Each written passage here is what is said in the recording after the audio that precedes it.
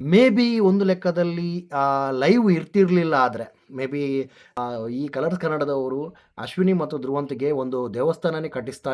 Hi, hello, ನಮಸ್ತೆ. ಎಲ್ಲರೂ ಹೇಗಿದ್ದೀರಾ? ಚೆನ್ನಾಗಿದ್ದೀರಾ ಅಂತ ನಾನು ಅಂದ್ಕೊಂಡಿದ್ದೀನಿ. ಯಾಕಂದರೆ ನಾನು ಮತ್ತು ನಮ್ಮೋರು ಚೆನ್ನಾಗಿದ್ದಾರೆ, ನೀವು ಮತ್ತು ನಿಮ್ಮೋರು ಹೇಗಿದ್ದೀರಾ ಅಂತ ಹೇಳ್ತಾ, ಸೊ ಲೇಟೆಸ್ಟ್ ಅಪ್ಡೇಟನ್ನು ಹೇಳೋಕ್ಕೆ ಇಷ್ಟಪಡ್ತೇನೆ ಬಿಗ್ ಬಾಸ್ ಇದ್ದು. ಸೊ ಇಲ್ಲಿ ನಿಜವಾಗ್ಲೂ ಈ ಕಲರ್ಸ್ ಕನ್ನಡದವರು ಎಷ್ಟು ಬಕೆಟ್ ಹಿಡಿತಾರೆ ತಮ್ಮ ಮನೆ ಮಕ್ಕಳಿಗೆ ಅಂತ ಹೇಳೋದಾದರೆ, ಧನುಷು ಮತ್ತು ಕಾವ್ಯ ಮತ್ತು ರಾಶಿಕಾ, ರಾಶಿಕಾ ಅಲ್ಲ, ಸ್ಪಂದನನೇ ಅಂತ ಇಟ್ಕೊಳ್ಳಿ.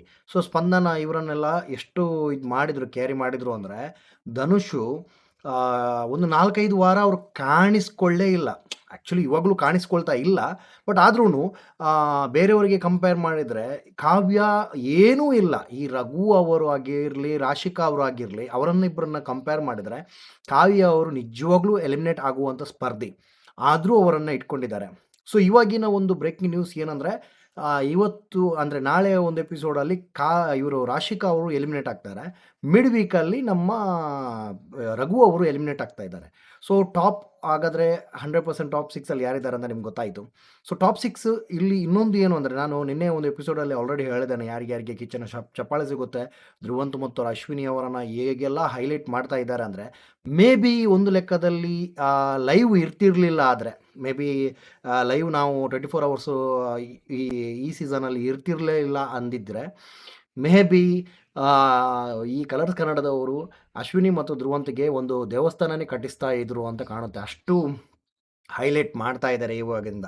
ಸೊ ರಕ್ಷಿತಾ ಅವರನ್ನು ಪದೇ ಪದೇ ಟಾರ್ಗೆಟ್ ಮಾಡುವಂಥ ಕಲರ್ಸ್ ಕನ್ನಡ, ರಕ್ಷಿತಾ ಅವರು ಮಾತ್ರನ ತಪ್ಪು ಮಾಡಿದ್ದು. ಇಡೀ ವಾರ ಈ ಧ್ರುವಂತ್ ಅವರು ಹೇಗೆಲ್ಲ ನಾಟಕ ಆಡಿ ದೇವರ ಮೇಲೆ ಆಣೆ ಮಾಡಿಬಿಟ್ಟು ಜೈ ಮಹಾಕಾಲ್ ಅಂತ ಹೇಳಿಬಿಟ್ಟು ಹೇಗೆಲ್ಲ ಆಟ ಆಡ್ತಾ ಇದ್ದಾರೆ ಅದು ಕಾಣ್ತಾ ಇಲ್ವಾ? ಅಶ್ವಿನಿ ಅವರು ಏನೆಲ್ಲ ಪದ ಯೂಸ್ ಮಾಡ್ತಾ ಇದ್ದಾರೆ ಅದು ಕಾಣ್ತಾ ಇಲ್ವಾ? ಕಾವ್ಯ ಅವರು ಯಾವ ರೀತಿ ಆಟ ಆಡ್ತಾ ಇದ್ದಾರೆ ಅದು ಕಾಣ್ತಾ ಇಲ್ವಾ?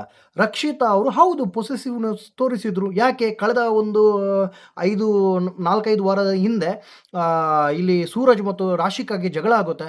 ಇವರು ಇಬ್ಬರು ಬಾತ್ರೂಮ್ಗೆ ಹೋಗಿ ಮಾತಾಡ್ತಾ ಇರ್ತಾರೆ. ಅಲ್ಲಿ ಚೈತ್ರ ಕುಂದಾಪುರ ಮತ್ತು ಕಾವ್ಯ ಅವರು ಬಂದಾಗ ಇವರು ರಾಶಿಕಾ ಅವರು ಸೂರಜನ್ನು ಕರ್ಕೊಂಡು ಹೊರಗಡೆ ಹೋಗಿಲ್ವಾ? ಅದು ಪೊಸೆಸಿವ್ನೆಸ್ ಅಲ್ವಾ?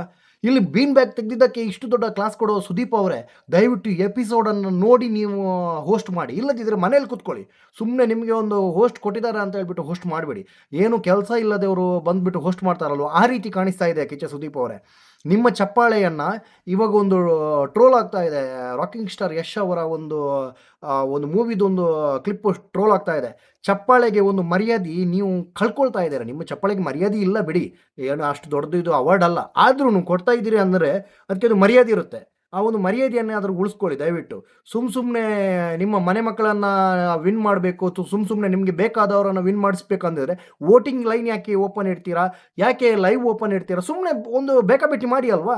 ಸುಮ್ಮನೆ ಇದನ್ನು ಒಂದು ತೋರಿಸ್ಕೊಳ್ಳೋಕೆ ಮಾಡಿಬಿಟ್ಟು ಇದನ್ನು ಒಂದು ಯಾಕೆ ಕರ್ನಾಟಕದ ಜನರ ಜೊತೆ ಆಟ ಆಡ್ತಾ ಇದ್ದೀರಾ? ಇದನ್ನು ಕ್ವಶನನ್ನು 100% ಎಲ್ಲ ಜನರು ಕೇಳ್ತಾರೆ. ನೆನಪಿಟ್ಕೊಳ್ಳಿ. ಕಿಚ್ಚ ಸುದೀಪ್, ಕಲರ್ಸ್ ಕನ್ನಡ ಹಾಗೂ ಬಿಗ್ ಬಾಸ್ ಟೀಮ್ ಇದನ್ನು ಆದಷ್ಟು ಬೇಗ ಸರಿ ಮಾಡ್ಕೊಳ್ಳೋಕ್ಕೆ ಪ್ರಯತ್ನ ಪಡಿ.